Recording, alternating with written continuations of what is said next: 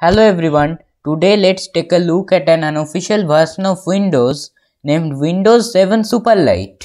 It is an unofficial and very compressed version of Windows 7. It comes in 50 MB. Yes, it comes in 50 MB. It is so compressed. So let's take a look at what it contains and is it worth using or not.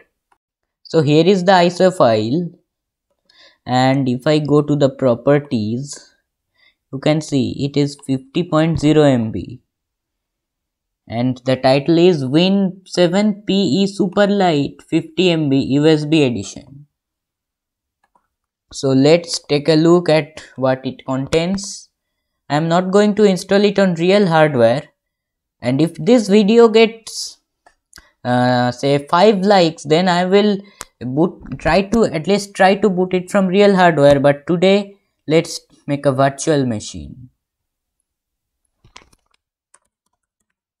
Windows 7.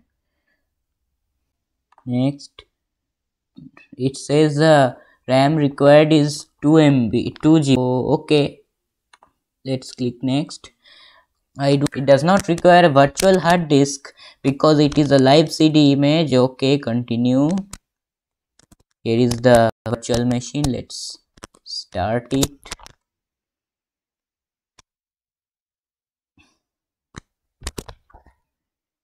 It will take some time to start because it is a very low-end PC with Core i3 7th generation, and here it started.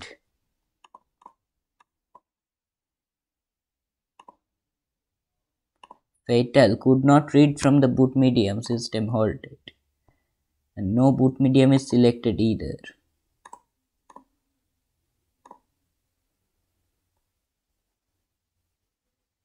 Windows is loading files and it will get to the desktop. It has a Windows Vista style loading screen,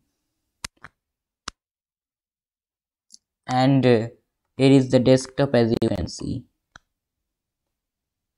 I think the screen is a bit bigger, so can I resize it? Virtual screen here, nothing to resize. It actually contains this menu from Windows 7, and here is a start button.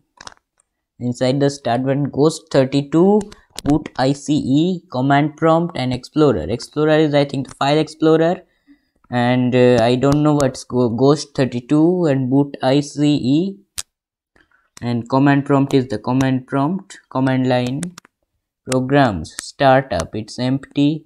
Computer, CD drive D, HL Studio, it's the CD from which it's booted, and RS boot, X drive, I have to see what that is.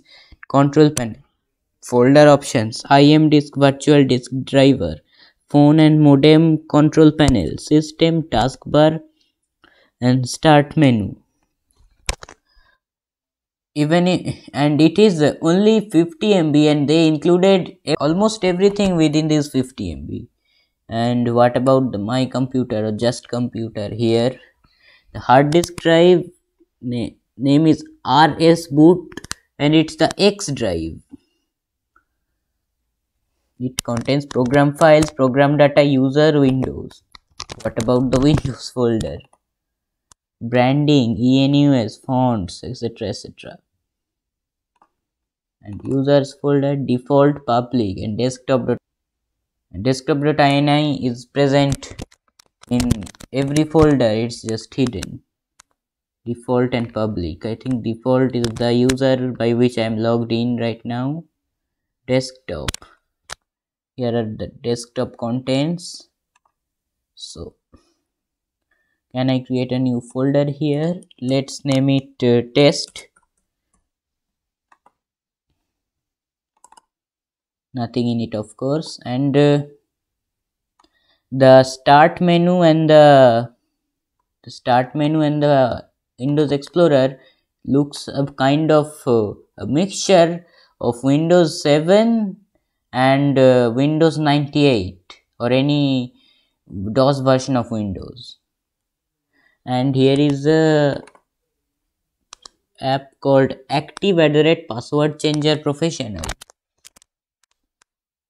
version 5.0, build 0011. Select one of the options below and press next to search for all volumes for Microsoft Security Accounts Manager database. Select volume with Windows operating system manually. Okay, so it is a virtual machine, so it does not contain any operating system other than this, so it's not going to find anything. SAM registry Hive files have not been found on all the drives. Volume with Windows operating system manually. RS boot, it's not going to find nothing. And here is another app named Boot ICE. And what's that? Boot ICE is a portable utility that manipulates the MBR or PBR of your disk. Supported boot records: WEE, Grub4, DOS, Grub2, Sizzlenet, Slow, Boot Manager, Windows NT 5, 6, etc. And partition management, sector editing, backing up, restoring, and operations.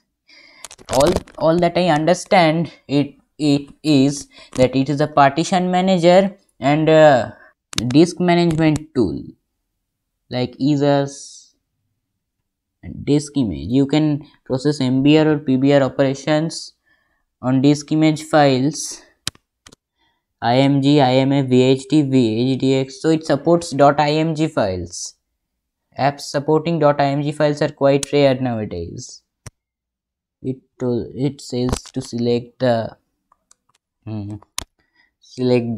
file. So I don't have any file, any ISO file or IMG file in it currently. What is Ghost 32? It shows a copyright license. Okay.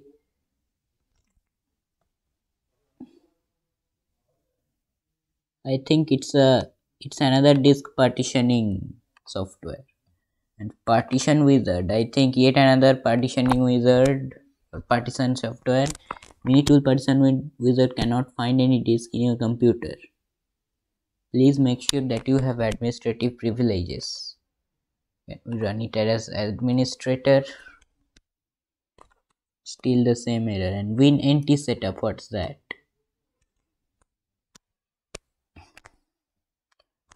Lot of stuff. So let's try to run the command prompt.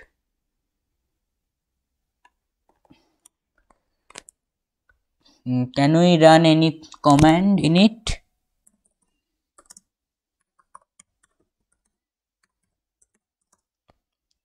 Ping is not recognized as an internal or external command, operable program or batch file. So a lot of programs are not here. The basic commands are not here. Like let's try ipconfig. Let's say flush DNS. So no ipconfig. So they tried to create a replica of the command prompt and didn't add any commands to it.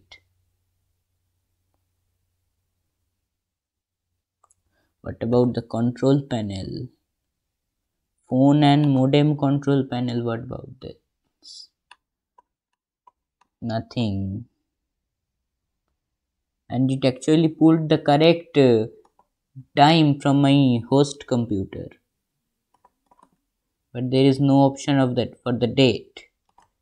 What about adjust date and time? Does anything happen? Task manager, is there a task manager? Cannot find x/windows/system32/task manager.exe. So it contains an option to open task manager, but it contains no task manager. And new text document. Is it Notepad that opened it? Yes.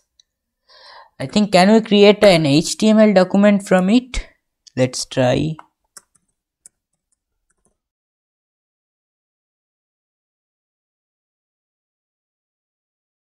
And save it as new text document TS test.html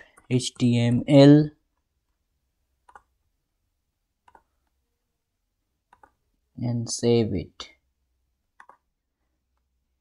Test.html. It can create HTML files, but it does not have any web browser to open it.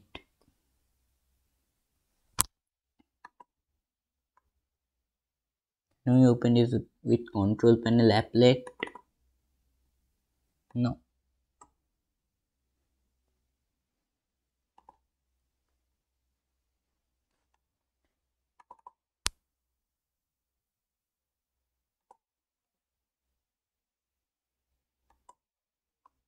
So the conclusion is that this operating system isn't worth using as the primary operating system of the computer. So this is useful when you have forgotten your password for the Windows and you need to log into Windows. Then you can use a bootable. Then you can make a bootable USB drive from this ISO file and then stick it into a computer and boot from it, and then use this active password changer to search all the volumes for Microsoft security accounts, and it will find your account and change your password or remove your password. It isn't worth using as your main operating system. Still, I will try to boot it from actual hardware if this video gets 5 likes. So this was today's video, and see you in my next video.